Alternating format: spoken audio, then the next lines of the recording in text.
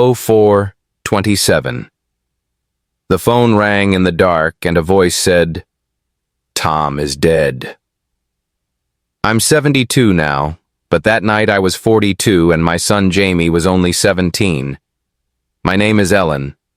I bake before dawn and know every familiar hiss of the kettle, and those ordinary rhythms kept us safe until a single night flattened them. We had Polaroids, a small brass house key, and long, wind-blown afternoons on the beach that I keep like proof of a normal life. Then a group of men left the takeaway late one night and everything changed. I'm not telling this to lay blame, I'm telling it to ask why truth so often fails to protect the vulnerable. If you're watching in the UK, at home, on the train, anywhere, stay with me for a while. This is not just a memory, it's a question about what we could do differently so no one ever has to take a call like that at 04:27. I will tell you the story in pieces, from the small objects that hold memory to the impossible choices that followed. And I begin where it hurt the most, the sound of the phone at 04:27. I remember mornings by their small domestic rituals. The kettle first, a long, slow hiss before it boiled. The way Tom liked his tea, no milk, 1 sugar, poured into a chipped mug with a tiny crack along the rim. I was up before him most days, feeding yeast into a bowl and waiting for dough to bloom. Baking keeps you honest. You learn that small acts, repeated, hold a life together. Tom was the steady sort. He had a job driving a lorry in and out of the ports, and he carried the sea on his boots, salt that never quite washed out. He had a laugh that made neighbors look up from their gardens and a patience that was, at times, infuriating. He'd come home with a paper bag, a pasty when he'd been north, a punnet of strawberries in summer. He believed in fixing things himself, the heating, the gate latch, the old Polaroid camera we bought second-hand and kept on top of the dresser. Jamie was our small, bright boy. He grew up with sand in his pockets and a taste for the tide pools. He learned to ride a bike on a promenade, fell once and learned to get up. He had a quick curiosity questions about how things worked, why gulls fight over chips, whether the horizon was closer on a foggy morning. Teachers would say, "He's sharp, really sharp," and we'd smile at school events, swapping tea and biscuits with other parents. Those Polaroids are full of him, cheeks flushed from racing along the beach, hair plastered flat with seawater, a grin that looked like summer. Our house was small and honest. 2 bedrooms upstairs, a lean-to where I kept my baking tins, and a narrow garden with geraniums in the summer. We didn't have much, but it was ours. We paid the bills, fixed the plug when it blew, and borrowed sugar from Mrs. Clark next door when the cupboard was bare. There's comfort in that ordinariness, the kinds of comforts that don't make news. The brass key on my chain opened the front door and closed the day. It was, in its way, a talisman. We filmed small things. Tom liked the Polaroid for its immediacy, no waits for developing. Instant proof of a Sunday. He would clap the picture and hand it to Jamie as though passing a medal. "Keep that," he'd say, "for when you forget the day." Those pictures are yellowing now, a little soft at the edges. One has sand stuck to the emulsion from the time we took Jamie out to build an enormous, ridiculous sandcastle for his 7th birthday. Another shows Tom asleep on the sofa with his cap pulled over his face, a fishing magazine draped across his chest. Ordinary scenes, ordinary pleasures. We were part of the town in a quiet, habitual way. The butcher knew our order by heart. The postman always knocked twice and then left a small note if he'd missed us. On Thursdays, we went to the market and bought leeks and newsprint. On Sundays, we took the bus into the city to see a film or to walk the aisles of the charity shops for odd treasures. Community is often a string of small interactions, a neighbor lending a hand with a car battery, someone watering the geraniums while we went away for a night. Tom had friends from the pub and a few mates from work. They'd come round for a roast sometimes. They'd talk loud and fill the room with smoke. There were arguments, of course, about money, about Jamie's schooling, about whether we needed a new roof, but they were the sort of arguments that, at the time, felt resolvable. We patched up, We sat on the sofa under a blanket and watched telly. We went back to the slow work of living.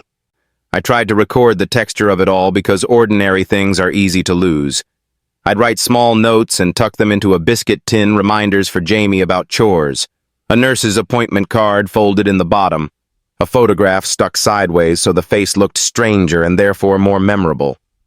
The tin sat on a shelf in my wardrobe, and when life narrowed later, it became an altar of small facts, dates, names, the flatness of receipts for bread flour.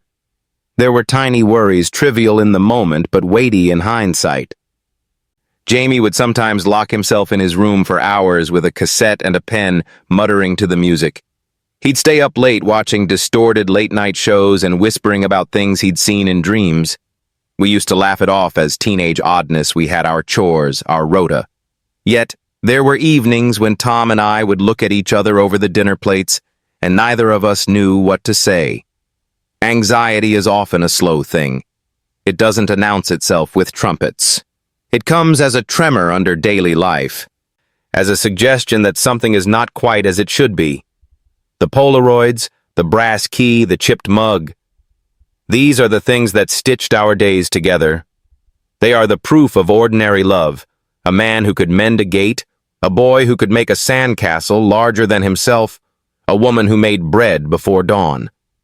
It's important to linger on these small details because they are what was at stake, what was lost, and what someone called home meant to us.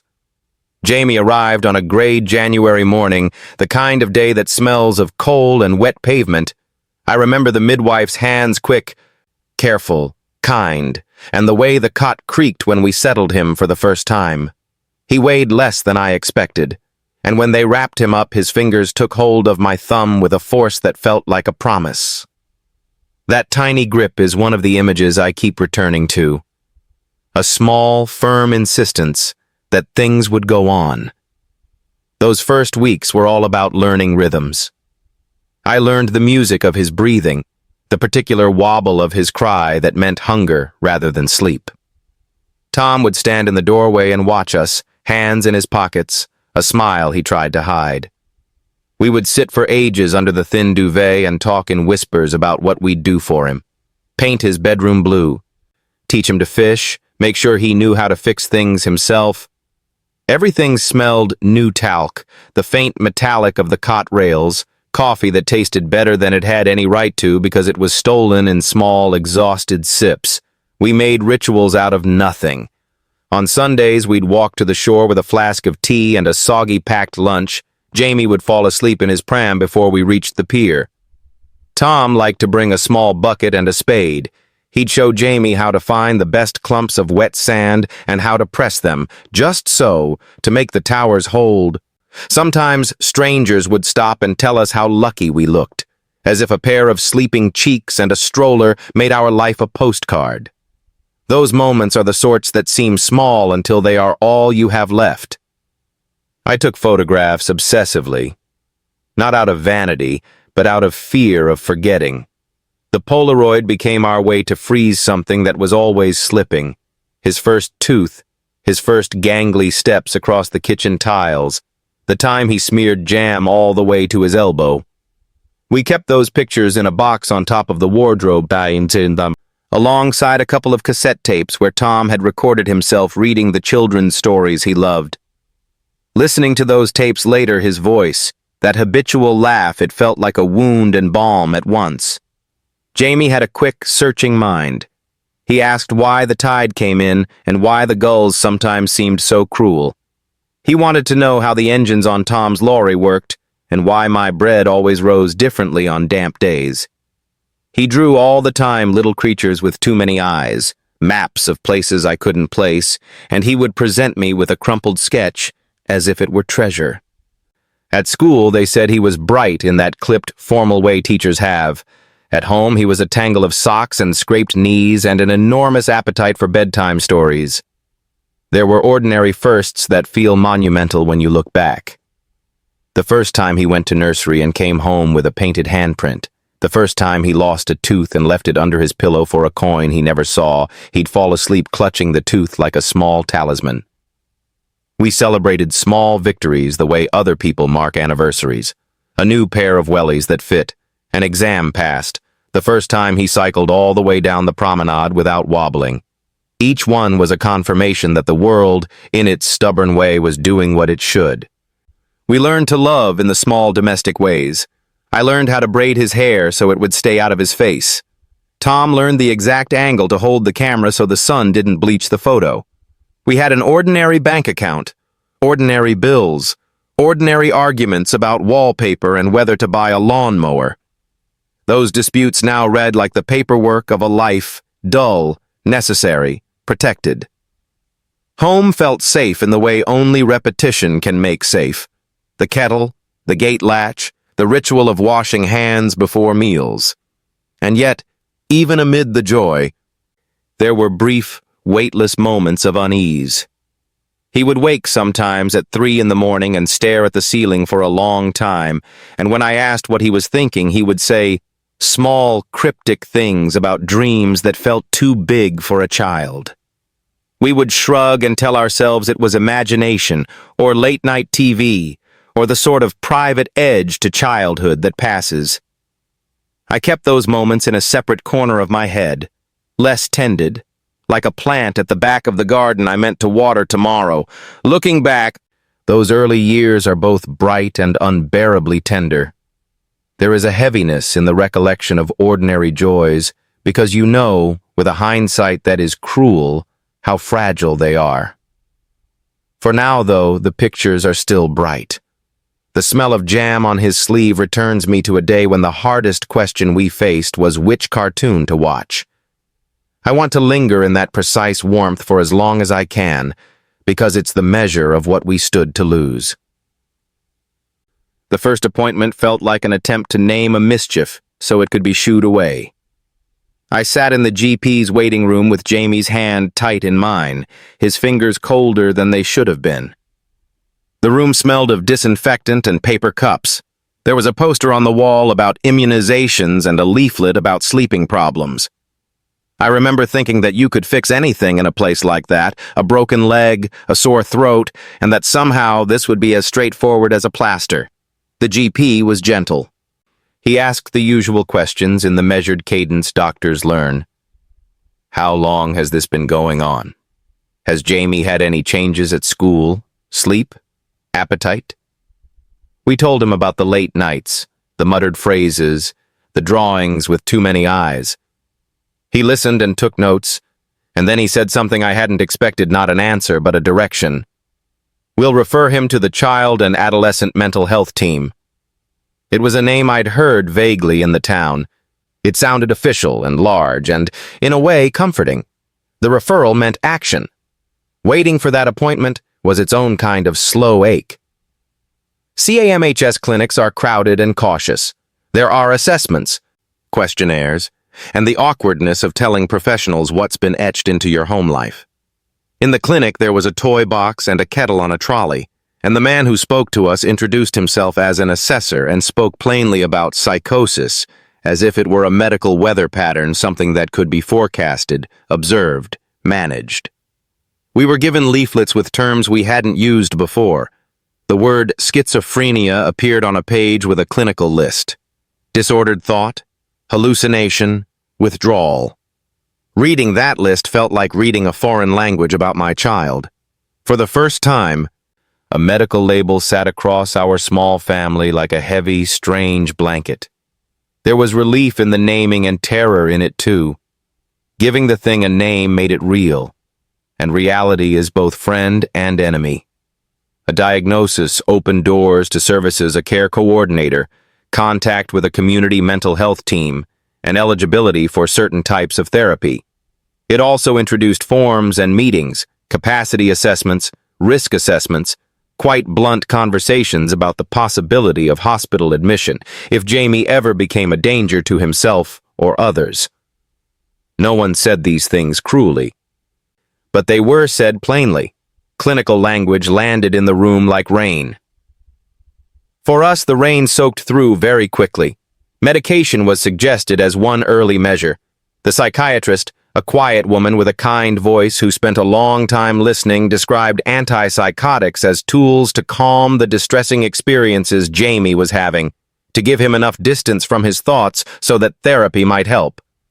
She warned of side effects, drowsiness, weight gain, a fogginess that might make him feel less like himself.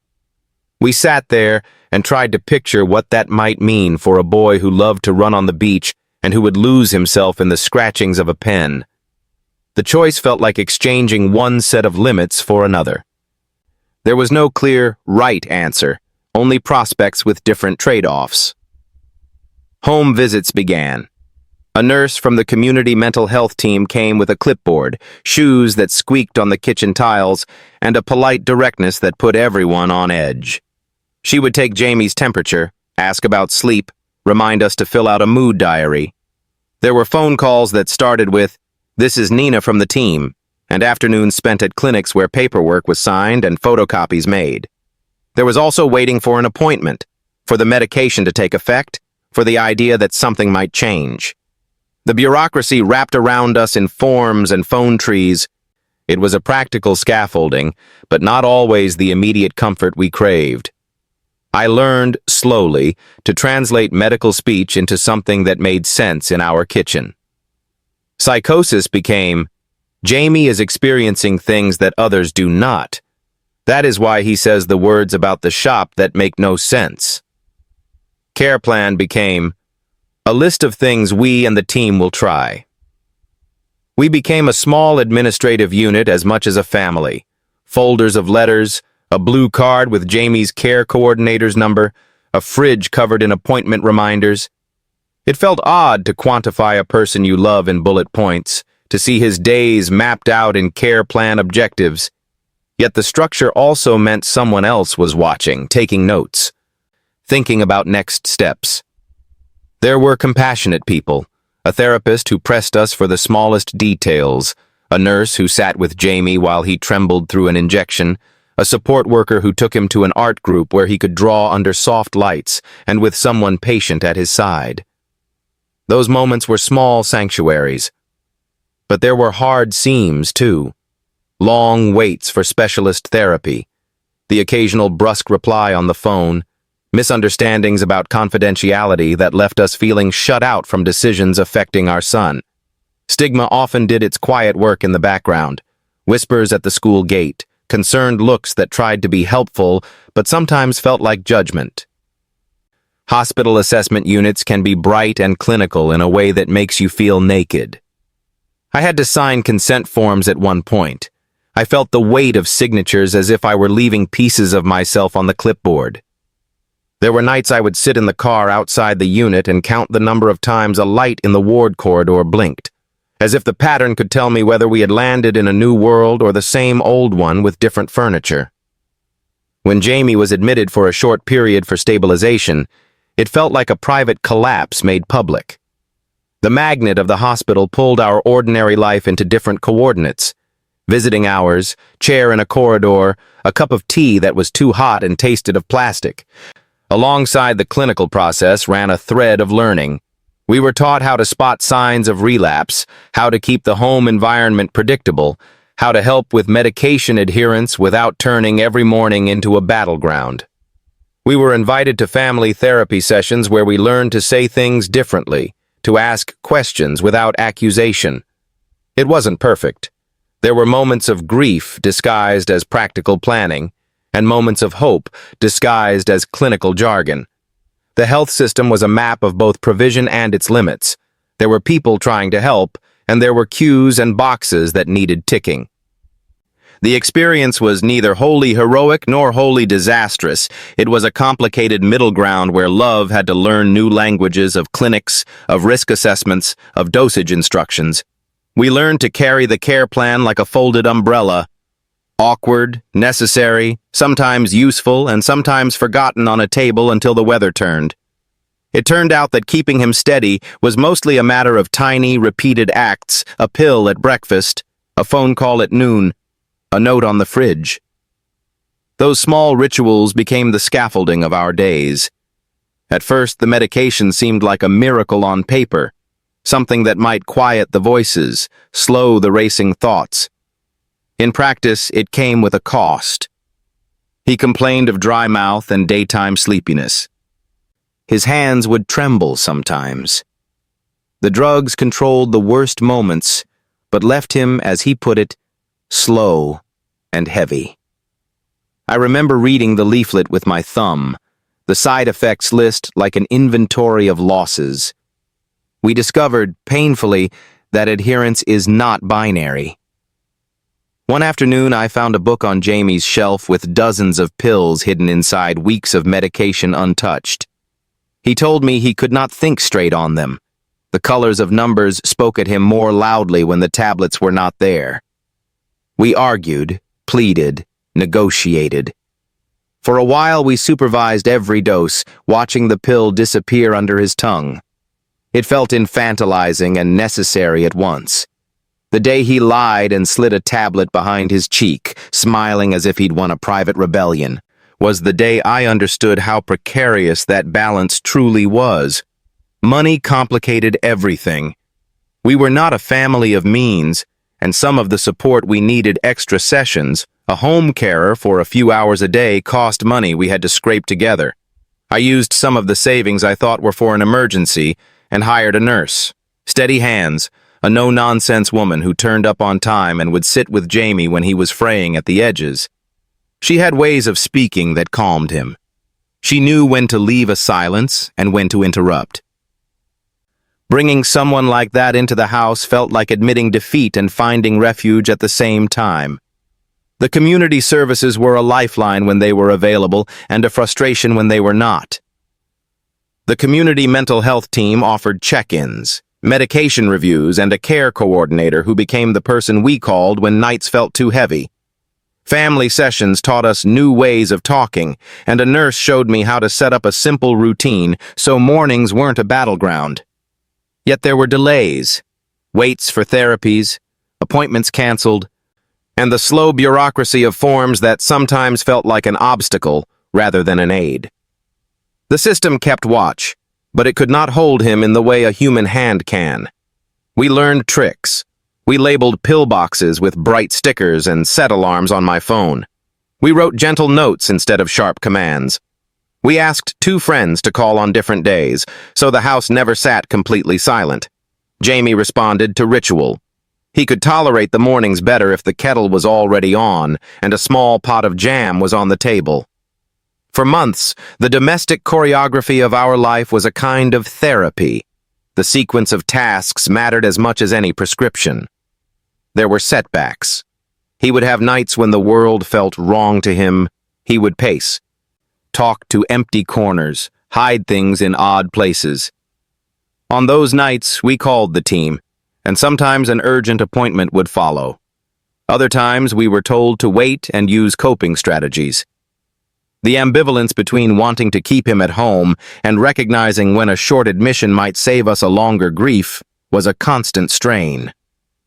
A doctor once explained that a period of hospital stabilization could be necessary if he became a danger to himself or others. The sentence sat in the air, clinical and terrible. We negotiated those eventualities in quiet, adult voices while trying to keep the house calm around us.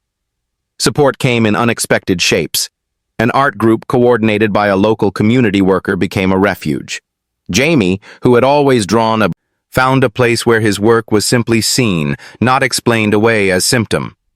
A carer-turned-friend, a woman with steady hands and a blunt honesty, took him to sessions and sat with him while he made messy canvases. Little by little, those sessions did something the tablets could not.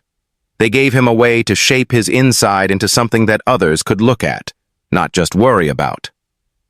Over time, that small network of people, a nurse, an art facilitator, a neighbor who checked in became the woven net that stopped us falling.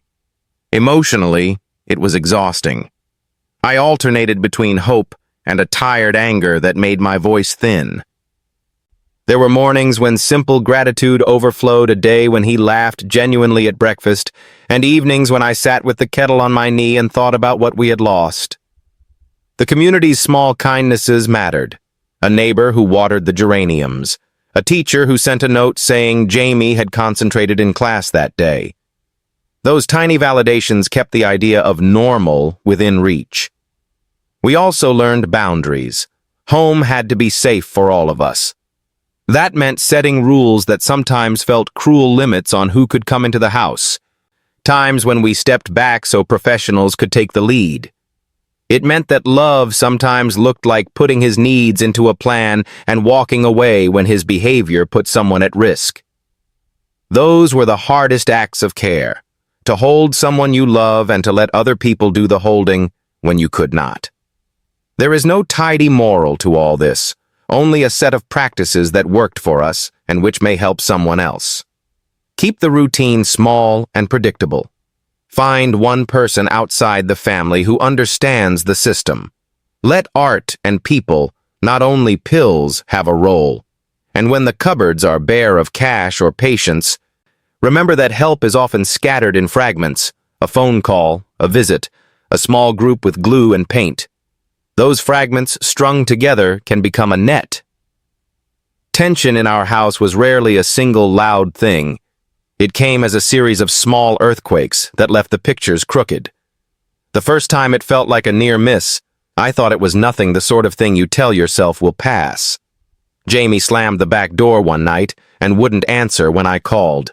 Later, he was found crouched under the shed, humming to himself, refusing to come in.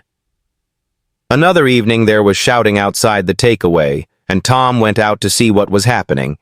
He came back, white-faced and oddly quiet, and that quiet stayed in him for days. These incidents were not explosions but tremors, and after a while the tremors make you walk differently around your own kitchen. Near misses have a peculiar cruelty. They teach you to be vigilant, to notice details you used to let slide. I trained myself to listen for the small changes, the way Jamie's laughter slowed, the way his eyes would fix on a place in the room as if it held an answer only he could see. I learned the timing of his steps in the house so I could tell, by the creak on the landing, if he'd left his room. Neighbors began to murmur at the gate after some nights when the shouting spilled into the street. A woman from 2 doors down would pause on the path, hand tightening on her shopping, asking if we were managing. That word managing became the polite code for living on the edge. Arguments at the pub changed tone. Where they had once been roaring and good-natured, they began to hang on a different edge. Tom sometimes came home bristling after a late shift or after a run-in with a man who'd been drinking. A loose word in the wrong ear could escalate into a night of tense windows and worrying calls. On one such night, a police car drove slowly past our terrace, and Jamie pressed his face to the glass and asked, "Will they take him away?" "Ma'am?" I had no clear answer. You learn to answer with small truths. They're checking, or everything will be fine, because exact certainties are often not available. Sleep became precious and then precarious. Jamie would lie awake in the early hours and mutter about patterns and shadows.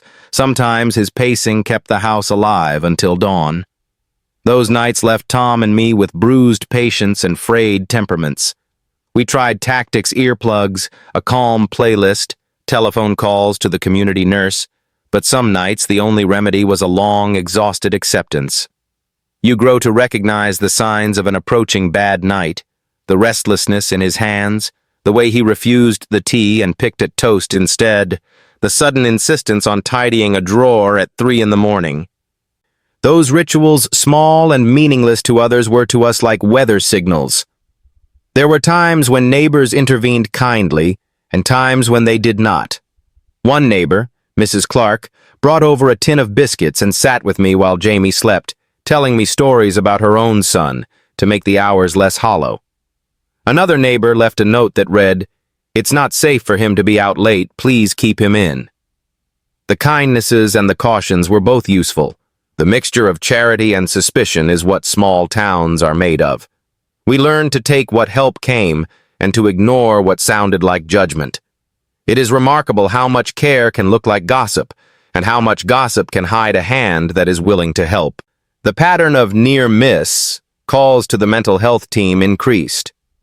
We would ring and describe the pacing, the strange talking, the nights when Jamie opened windows in rain. Sometimes a crisis worker would come. Sometimes we were told to use grounding techniques and wait for the next appointment. The hospital admissions that followed short, decisive stays for stabilization were themselves terrifying. The prospect of admitting you cannot cope at home is a humiliation and a relief at the same time. None of these steps were dramatic in the cinematic sense.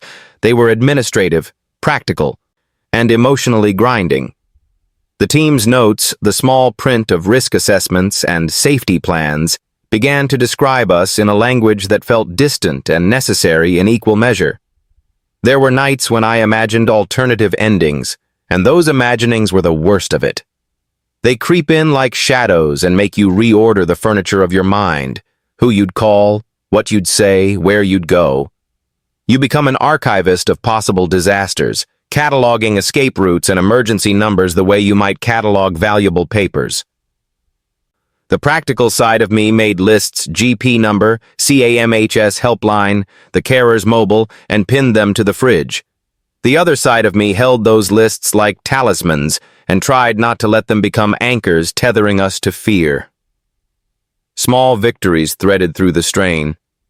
A night when Jamie slept through without waking, a school day where a teacher sent a short note saying he'd been focused, a weekend when Tom and I could sit on the step and watch the tide without talking about appointments. Those moments were tiny islands of relief. We learned to celebrate them awkwardly. Tea tastes sweeter. The garden geraniums looked brighter. The Polaroids seemed to hold color more vividly. Those islands kept us afloat. The near misses were a test of endurance rather than a single test of courage. They wear at you, shaping behavior and attention until being vigilant is part of your grammar. My hands learned to make the kettle faster, and my voice learned to be softer. The life we led was not the one we had planned, but it was a life that required constant small acts of repair and attention. We discovered who stayed close and who drifted away. We learned that safety is not a state, but a practice, a daily set of small, sometimes heroic routines. The clock on the microwave flashed 04:27 in stubborn red when the phone cut through the dark. It was a thin sound in a room that had been empty for hours, the sort of sound that makes the house hold its breath. I remember the weight of the handset against my ear, the way the kitchen light sloped across the tiles. A voice said two words I could not imagine. Tom is dead. The sentence landed like a stone in a pond, and the waters of our life rippled into edges I had not known existed. In that moment, I dropped into a clarity that was cruel. I was 42, Jamie was 70, and everything we had built of small certainties could be altered by a single call. I remember thinking in fragments, the kettle, the angle of the chair, whether my slippers were on the right feet. There is a peculiar economy to shock. It strips the world to a few essential facts and compels a series of acts that you perform almost outside yourself. Put on shoes. Grab a coat. Tell Jamie. Drive. Jamie woke to my voice saying his name, that soft, brittle sound people use when they are trying not to break. He came down the stairs and stood at the kitchen doorway, hair flat, eyes wide and clear, in a way that makes you want to protect them with your whole body. I could not find the words to tell him. The phrase stuck to my tongue like something forbidden. So I said, "There's been an accident. We need to go to the hospital." He asked if Tom would be there, and I told him I didn't know. That omission felt like another small injury. The drive to the hospital was a blur of street lamps and the wet sheen of pavements. I remember gripping the steering wheel so hard my knuckles went white. Jamie clutched a Polaroid in his hand, a picture of Tom laughing, hair wind-blown, holding a fishing rod. He kept looking at it, as if reminding himself that the man in the photograph and the man we were heading to see were the same person. I tried to speak, to organize the next minute into a sensible action, but grief folds time. Minutes become elastic and strange. At the hospital, the clerical things arrive first. A receptionist asking about your name, a form to fill in, the accompanist of official paper. Then the waiting. The chairs are too upright and the magazines too glossy. The lights hum. A nurse called our names and led us through a corridor to a room where someone who had the authority to speak with us sat down and used words like incident and urgent and we're very sorry. Their politeness was not small comfort. The room itself was too bright, too clean, a medical theater for conversations that should have been private and quiet. They asked about what happened. I offered what I could. Tom had gone out after an argument. He'd gone to the takeaway. There had been a disturbance. I could see Jamie's body fold inward as he listened. The hospital staff did not dramatize. They explained procedures, the necessity of coroners and reports, the steps that would follow. There were forms to sign, names to record. I felt both parent and administrator, the person who had to give permission for practical things, while inside my chest something heavy did its work.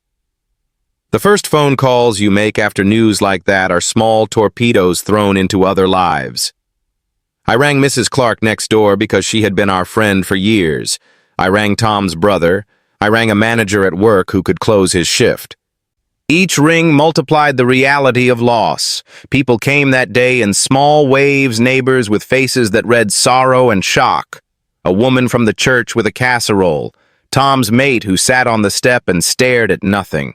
Their presence was both help and a further reminder that our private life had become public in a way that hurt.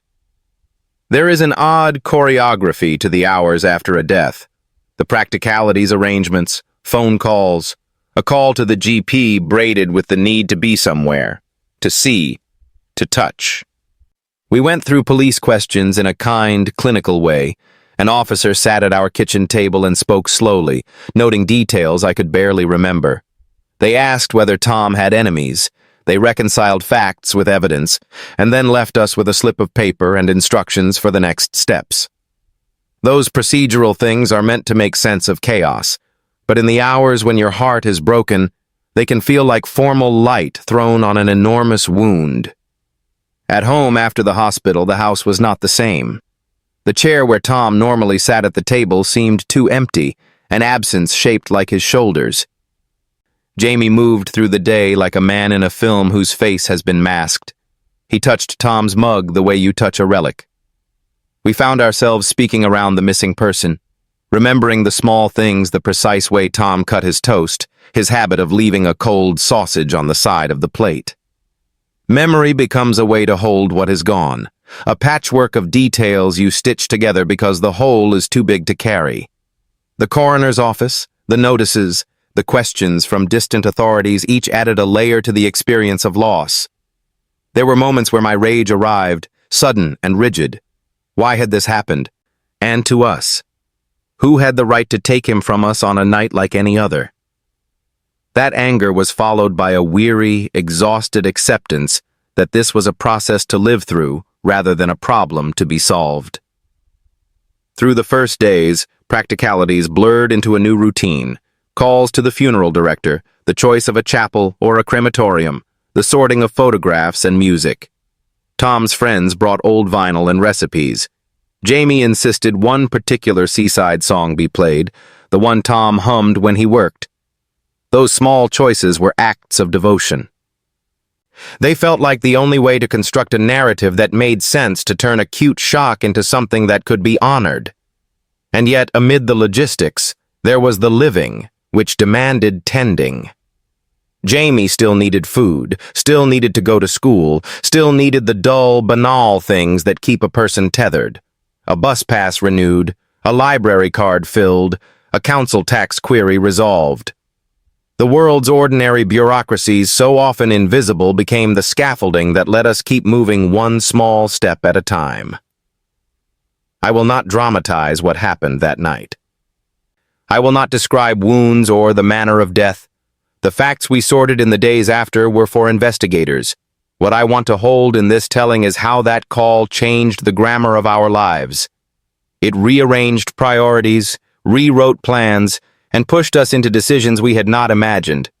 All of it began, in a way that still sounds impossible, at 4:27 when the phone rang. The days that followed felt like a catalog of small, necessary cruelties. There were arrangements to make before grief had even settled. Calls to the funeral director, choosing a day, deciding whether Tom would be buried or cremated. We sat at the kitchen table with leaflets spread out like little islands of decision coffin brochures on one side, hymns printed on the other. Someone asked what music we wanted. Jamie said almost automatically, "Play the one Dad hummed when he patched the gate." Choosing songs felt like folding memory into a shape that could be carried. There was the chapel with its polite light and rows of chairs, and there were faces, neighbors, Tom's mates from the depot, people from the pub who looked younger than I remembered. People brought casseroles and flowers in crumpled carrier bags. They stood awkwardly on the path and hugged us with careful hand, and we received condolence cards whose messages blurred into one another. "So sorry. With love. Thinking of you." They were all true. Gratitude and the rawness of the moment lived side by side. Practical things demanded attention even as my chest tightened. There were forms to sign at the registrar's office, a meeting with the coroner's officer, the small indignities of needing to give an account of a life so someone could close a file. I found myself reading emails about benefits and a line about next of kin that felt like a sudden, clinical definition of everything I was. There were bank calls and a voicemail from Tom's employer. You become, overnight, both the mourner and the person who must untangle the logistics of survival. That doubling is exhausting in a particular way. You are both inside the pain and outside it, sorting envelopes. Then came decisions about Jamie that were harder than any paperwork. He needed to be safe, but safe could not simply mean locking him away. The community team had advised that a period of hospital stabilization might help. Clinicians explained that a short admission could restore medication levels and give time for a proper assessment. Saying the words admission and hospital to your own child feels like a betrayal and like a lifeline at once. I remember holding Jamie's hand in the consultant's office and feeling his fingers go small and trembly inside mine. He asked, "Will I be allowed my brushes?" And my answer was that we would do our best to make the ward tolerable, to bring small comforts. There were practical constraints. School counseling needed to be told, the landlord needed a conversation about keys and access, and the house needed someone present for the first nights. Tom's brother offered to stay. He brewed tea with the solemnity of a man who does not know what else to do. Friends sat with us, and for a little while that ordinary company felt like a raft. Yet I also felt the pressure of the world pressing in. Benefits forms, funeral payments, calls about probate. The grief had a bureaucracy that moved alongside it, cold, procedural things that insisted life continue. Choosing the funeral itself became an act of storytelling. We selected a photo of Tom for the order of service one where he was laughing with sand on his knee and asked people to wear something he would have liked, sturdy boots, an old jumper. Jamie wanted a photo of the three of us at the pier.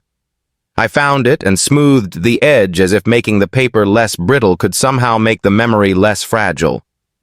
We rehearsed small things. Who would read the poem? Who would carry the photograph? Those rehearsals were tiny ceremonies of control in a world that had become chaotic. There were other, darker decisions to be made in private.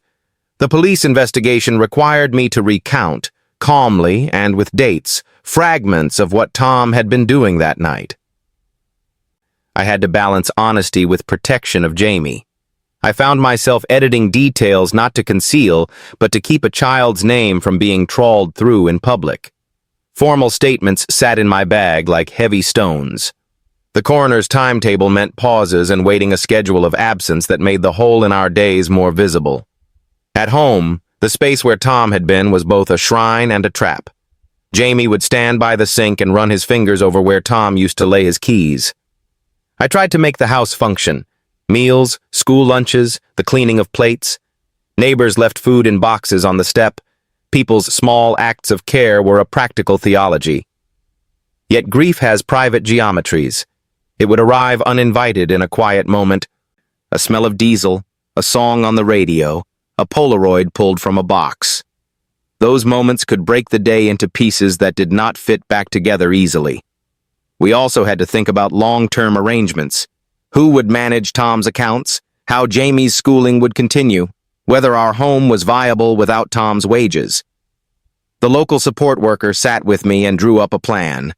Benefits checks, emergency contacts, food parcels until payments could be adjusted.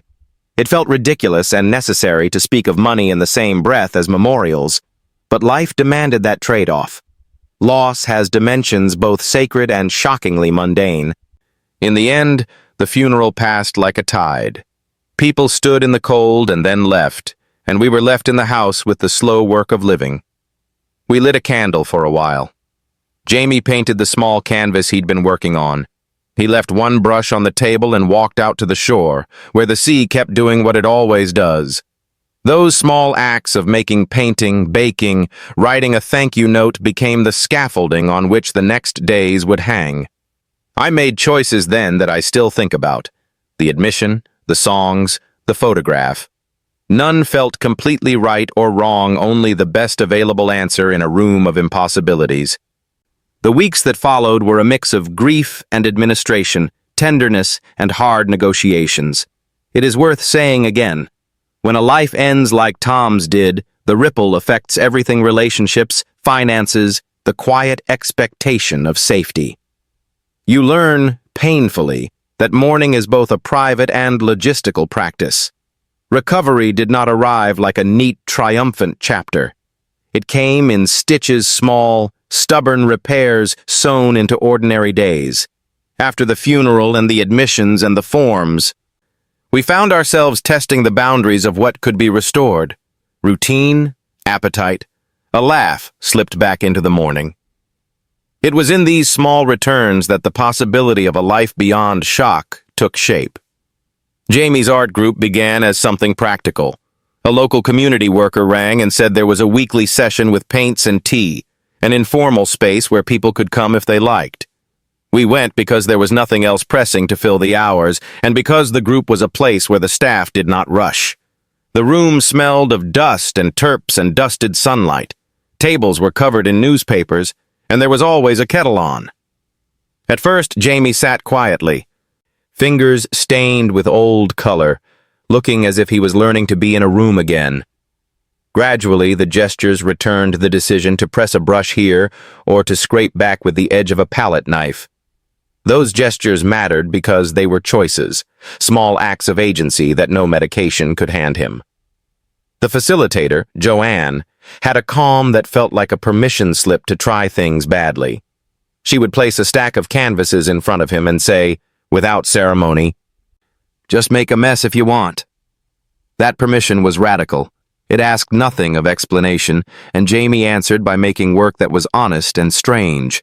His pictures held the intensity of someone learning to map an internal landscape. Fields blocked in with color, figures with too many hands, horizons that tilted like a memory trying to find the right edge. People in the group nodded.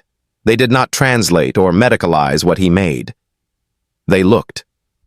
For Jamie, being seen in that uncomplicated way began to stitch a small confidence back into his days. Slowly, the group became a route out of the house. A local gallery agreed to hang some of the community pieces in a combined show. It was small, a Saturday night opening, tea served in paper cups, a handful of local journalists and neighbors. I went and stood at the back, fingers curled around my coat, and watched people stop at one of Jamie's canvases. A woman I didn't know stood longer than most and then bought the painting without fuss. She said simply, "This speaks," and handed over a folded note. When the painting sold, Jamie did not show surprise so much as small, bewildered pride. It was the first time a piece of his interior life had been acknowledged in money and in words. That recognition mattered in the slow arithmetic of recovery. There were practical shifts, too. The care team adjusted medication gradually. The home routine found a less brittle rhythm. Jamie slept more regularly. He visited the group twice a week and sometimes helped Joanne make tea for new people. He took to walking on the promenade again, slow at first, then with a steadier step. I started going with him, and we would stand watching the tide and sometimes say nothing at all. Those silences were not empty. They were a shared, quiet holding that both of us needed. Art did more than give Jamie a safer place to express himself.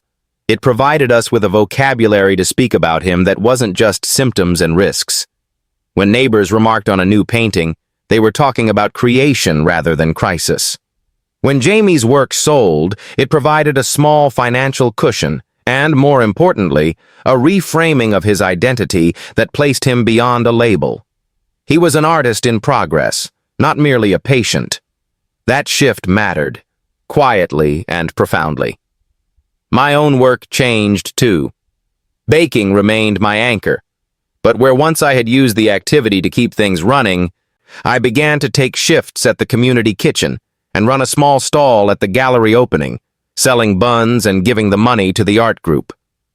The rituals that once kept us afloat became ways to give back. The network that had caught us Joanne, the nurse who kept her appointments, Mrs. Clark who watered the geraniums, became the community we could now belong to in a different way. Recovery is relational. It depended on others' consistency more than on any single act. There were setbacks. A bad night could still undo days of progress. Broken sleep, a paranoid episode that needed an urgent review, a letter lost in the post that led to a missed appointment. But each setback felt less apocalyptic than before, a recalibration instead of a collapse. We learned to map the small warning signs and to act early: a phone call, a canceled social plan, a day of low stimulation. Each acted like a preventative stitch. What changed most, perhaps, was the narrative we told ourselves. We moved from a grammar of failure and blame to a language of continuity and potential. Instead of asking, "Why did this happen?" in a way that trapped us in accusation, we began to ask, "What next?" That question opened routes to therapy, to community art, to small exhibitions, and, crucially, to the possibility that Jamie might build a life in which his experiences could be a source of voice rather than only pain. On the night of his first small exhibition, I stood with a cup of tea, the brass key in my pocket, and watched a man buy a painting and walk away with it under his arm.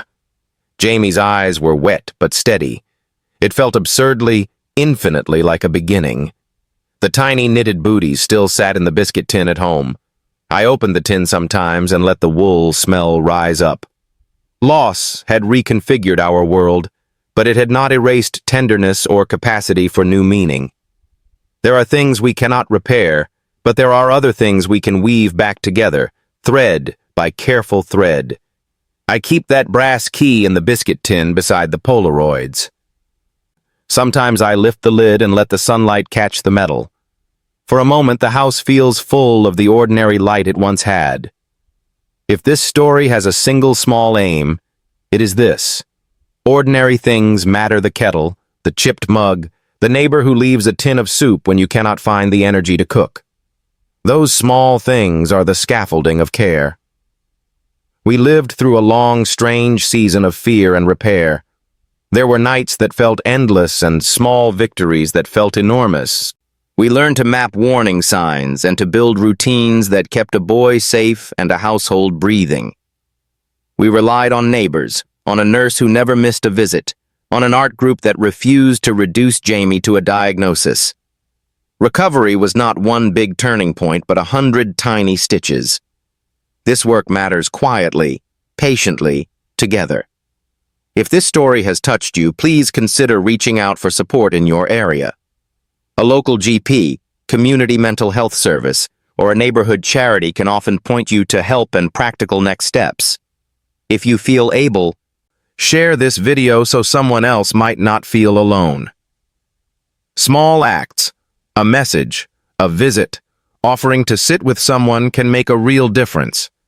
If you've found this meaningful, please hit like, leave a comment, or subscribe. Small actions like that help this channel keep telling quiet, honest stories. And if you can, share this with someone who might need to know they're not alone. I tell this story not because I want pity, but because memory asks to be kept, and because there are ways to stitch life back together. Jamie paints. The key still lives in the tin.